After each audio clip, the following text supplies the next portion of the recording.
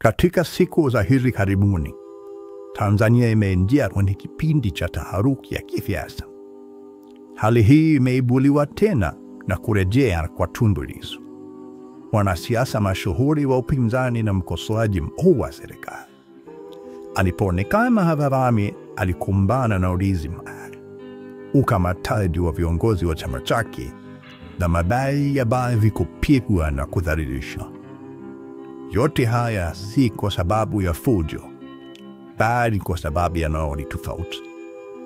Lakini hapa ndipo tunapaswa kujiuliza, je, Tanzania ina amani au ina woga unaofanana na amani? Tanzania haina amani, ina woga. Na woga huo umejengwa kwa mikuki ya dola, kwa mitutu ya bunduki na kwa vurugu za polisi.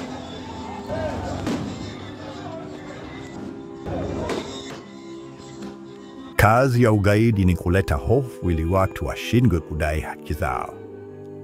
Na hicho ndicho kinachotokea kwenye nchi yetu Tanzania. Si kwa jina la ugaidi wa kigeni, bali kwa hofu inayopandikizwa na wenye mamlaka, ambao wanatumia nguvu badala ya hoja. Huna amani inayotokana na vurugu.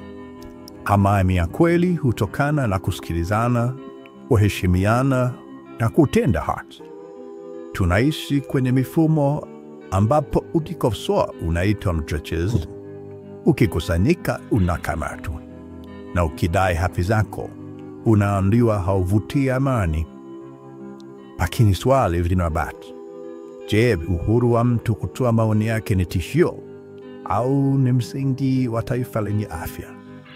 Tanzania inaweza kuwa bora zaidi. Ili tufike huko, lazima tukubali kwamba kukosolewa si uwazi, ni ukomavu. Kuwapa watu uhuru si hatari, ni heshima ya msingi ya binadamu.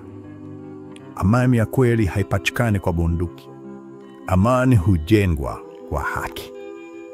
Na pale ambapo haki haipo, basi tuthubutu kabisa kusema tuna amani, bali tuna kimya kinachotawaliwa na hofu.